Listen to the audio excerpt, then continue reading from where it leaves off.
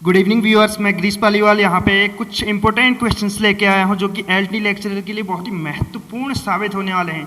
तो आप लोगों से मेरी एक ही रिक्वेस्ट है, वीडियो को दबा के शेयर कर दीजिएगा, ठीक है।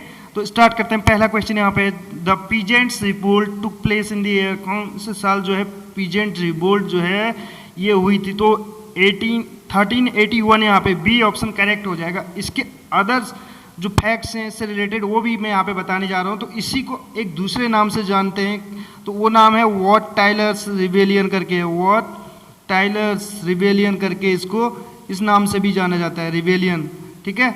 और इसके अतिरिक्त बात करूँ तो इसी को द ग्रेट अपराइजिंग के नाम से भी जाना जाता है। द ग्रेट अपराइजिंग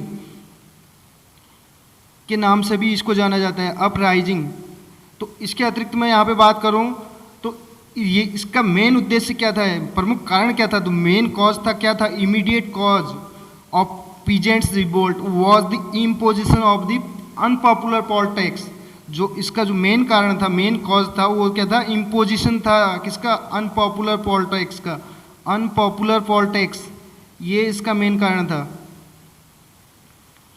अनपॉपुलर जो पॉल टैक्स था कितने का? 1381 का। ये इसका मेन कारण था इस पीजेंट्स रिवोल्ट का।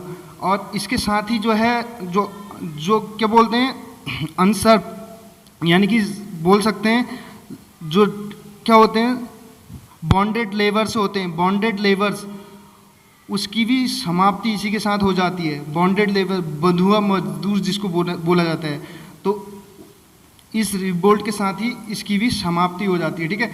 तो बात करें तो ये 1381 में ये घटित हुई थी पीजेंट्स रिवोल्ट करके।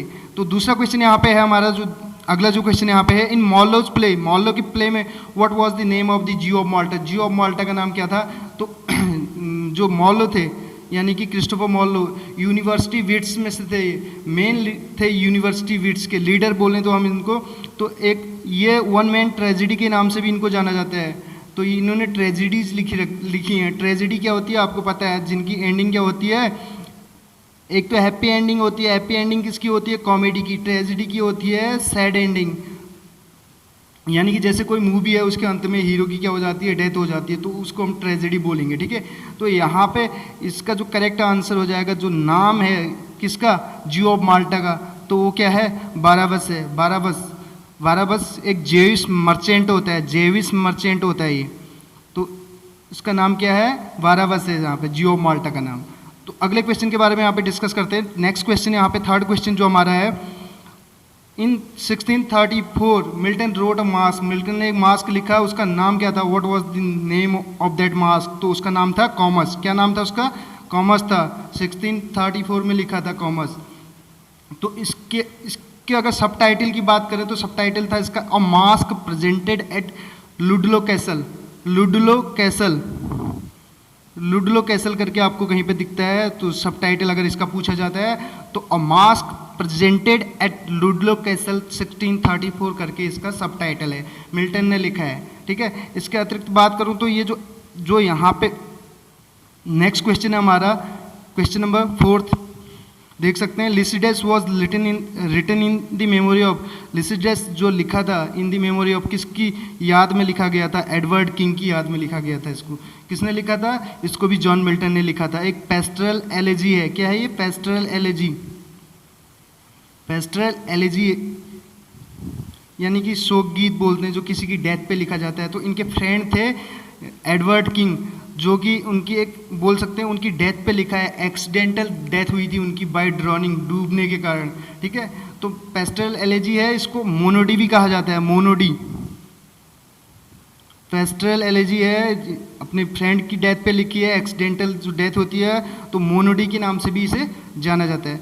तो और इसकी बात करें तो लिखा है इन्होंने कब था?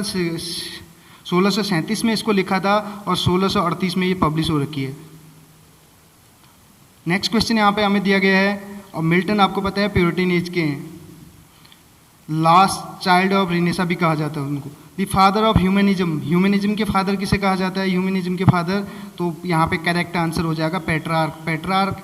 पेट्रार्क को फादर ऑफ ह्यूमनिज्म कहा जाता है। ह्यूमनिज्म के अलावा इनको फादर ऑफ रिनेसा भी कहा जाता है। इनको फादर ऑफ रिनेसा रिनेसेंस करके भी आप इसको बोल सकते हैं, फादर ऑफ रिनेसा भी इनको कहा जाता है, किसको, पेट्रार्क को। तो क्यों कहा जाता है फादर ऑफ ह्यूमनिज्म इनको, क्योंकि इन्होंने क्या किया था, हेल्प की थी पॉपुलराइज करने में, क्या जो क्लासिकल वर्ल्ड है उसको, और जो उसका लिटरेचर की जो स्टडी है, जो क्लासिकल लिटरेचर है या क्लासिकल जो वर्ल्ड है, जो पहले से जो ट्रेडिशंस वगैरह चले आ रहे थे या जो लिटरेचर चला आ रहा था उसको पॉपुलराइज करने में इन्होंने हेल्प की थी, तो इसलिए इनको फादर ऑफ ह्यूमनिज्म भी कहा जाता है। तो ह्यूमनिज्म का मेन उद्देश्य क्या होता है, तो मेन गोल ह्यूमनिज्म का होता है क्या करना, लोगों को गाइड करना एक इनलाइटेड वे में, ताकि वो क्या कर सकें, एक बेटर वर्ल्ड अपनी फ्यूचर जनरेशन को दे सकें, create a better world for future generation बोल सकते हैं। ह्यूमनिज्म का काम होता है, मानवतावाद बोलते हैं जिसे, ठीक है।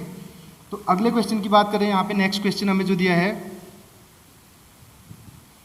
Who is considered as the model of the people during the Renaissance, model of the people यानी कि लोगों के आदर्श के रूप में, मॉडल के रूप में किसे कहा जाता है, रिनेसा के दौरान किसे माना जाता था। तो यहाँ पे हम बात करें तो यहाँ पे रोमन एंड ग्रीक हो जाएगा करेक्ट आंसर। रोमन और जो ग्रीक थे उनको क्या मॉडल कहा जाता है, किसका, model of the people during the renaissance, renaissance के दौरान, ठीक है। तो कहीं ना कहीं उन्होंने अपनी छवि, अपनी छाप छोड़ने की कोशिश की लोगों पे, ठीक है। और रिनेसा को क्या कहा जाता है, रिवाइवल ऑफ आर्ट भी बोला जाता है। Milton, thou shouldst be living at this hour, England had need of thee करके, indeed but who was it summoning his ghost. तो ये लाइनें किसने कह रखी हैं, किसने लिखी हैं, ये विलियम वर्ड्सवर्थ की एक पोम है जो हम कितनी बार डिस्कस कर चुके हैं, लंदन 1802 करके है, लंदन 1802, ये टू मिल्टन करके भी आपको इसका टाइटल मिल जाएगा। तो वहाँ पे इन्होंने ये लाइनें कह रखी हैं, किसके लिए, मिल्टन के लिए। और ये क्या है, लंदन 1802 एक सोनेट है, सोनेट में, सोनेट के टाइप में जाएं तो पेट्रार्कन सोनेट है, पेट्रार्कन सोनेट। और सोनेट कितने लाइन का होता है, 14 का। और पेट्रार्कन की बात करें तो ऑक्टेव एंड सस्टेट आपने पढ़ा होगा, ऑक्टेव 8 लाइन का और सस्टेट 6 लाइन का।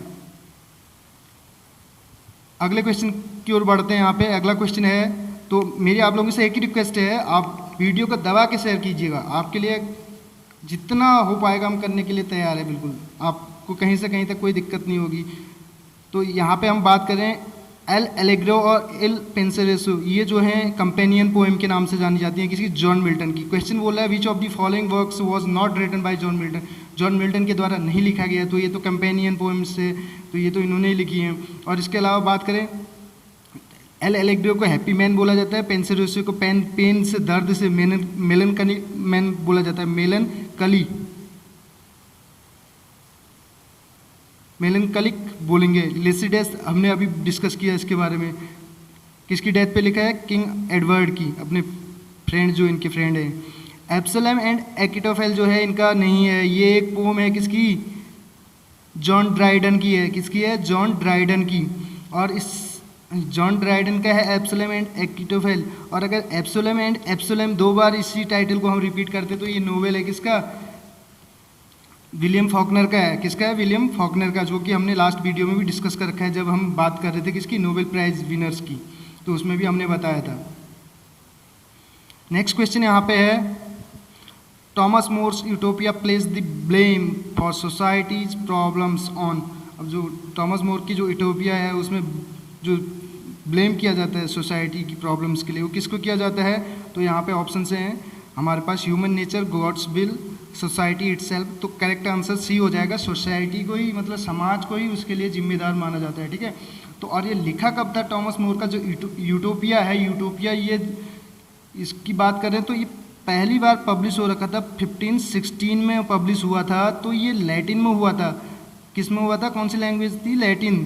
तो इसको इंग्लिश में बाद में पब्लिश कब किया गया, 1551 में इंग्लिश में पब्लिश हो रखा है ये, जो थॉमस मोर का यूटोपिया है। यूटोपिया को किस नाम से जाना जाता है, लैंड ऑफ नोवेयर या नो प्लेस के नाम से जाना जाता है। यूटोपिया का दूसरा नाम बोलें तो perfect imaginary world, perfect imaginary world के नाम से भी जाना जाता है यूटोपिया को। यूटोपिया का अपोजिट क्या होता है, डिस्टोपिया करके, ये भी आपने पढ़ा होगा, ठीक है। नेक्स्ट क्वेश्चन यहाँ पे हमें जो दिया है वो है Marlowe's play Tamburlaine the great. Marlowe का जो प्ले है Tamburlaine the great was based loosely on the life of which Asian ruler, कौन से एशियन रूलर की लाइफ पे बेस्ड है। तो यहाँ पे हमारे पास ऑप्शन जो हैं इसमें तिमूर करके करेक्ट हो जाएगा। टैम्बरलाइन द ग्रेट तैमूर लंग पे, आपने सुना होगा हिस्ट्री में, तैमूर लंग पे बेस्ड है।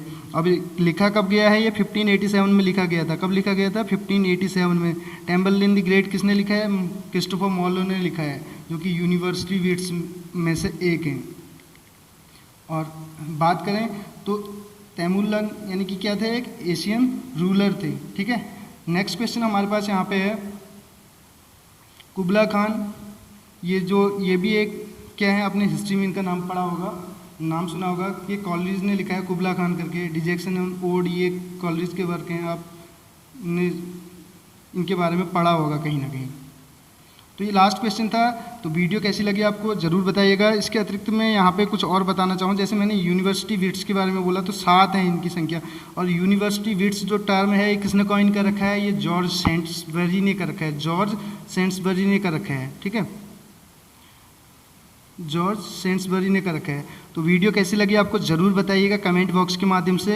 अगर अच्छी लगी हो तो अधिक से अधिक शेयर कर दीजिएगा, ठीक है। और जाते जाते एक क्वेश्चन आपके लिए, जो क्रिस्टोफर मॉलो हैं, इनको यानी कि इन्होंने कौन से प्लेज लिखे हैं, इनको कौन से प्लेज के लिए जाना जाता है, जैसे कॉमेडी और ट्रेजेडी है तो किसके लिए फेमस हैं, तो ये आपको बताना है। इसके अतिरिक्त एक क्वेश्चन और मैं आपके लिए यहाँ पे छोड़ के जा रहा हूँ, जो हमने बात किया, यहाँ पे बात की फादर ऑफ रिनेसा के बारे में बात की।